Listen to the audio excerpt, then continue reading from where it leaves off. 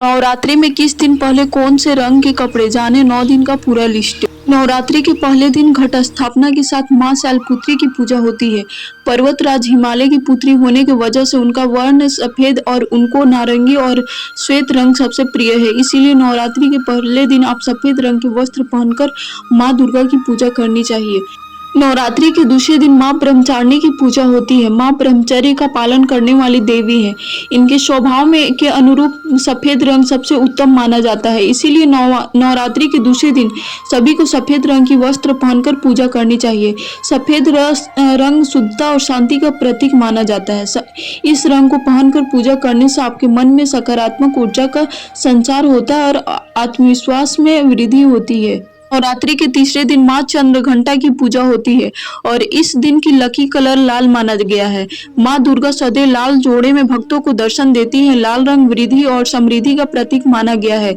इस रंग के वस्त्र पर पूजा करने से आपको घर में समृद्धि बढ़ेगी और लाल रंग शक्ति और प्रेम का भी प्रतीक होता है। नवरात्रि के चौथे दिन मां कुष्मांडा की पूजा की जाती है।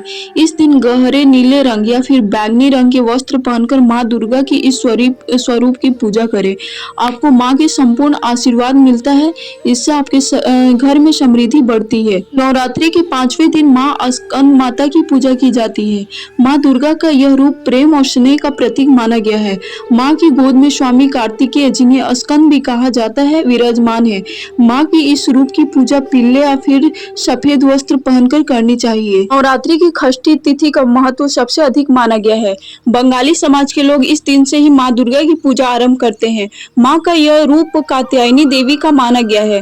कहते हैं इस दिन कुंवारी कन्याएं गुलाबी वस्त्र पहनकर मां दुर्गा की पूजा करें तो उन्हें शीघ्र ही सुयोग्य वर मिलता है। नवरात्रि के 7वें दिन मां दुर्गा की कालरात्रि स्वरूप की पूजा होती है। मां की यह रूप प्रचंड और तेजस्मयी माना गया है। मां कालरात्रि के भय से दुष्ट दैत्य थर-थर कांपते थे। मां दुर्गा का यह स्वरूप बुराइयों को अंत करने वाला माना गया है। इस दिन स्लेटी या फिर कत्थई रंग के वस्त्र पहनकर मां दुर्गा की पूजा करनी चाहिए।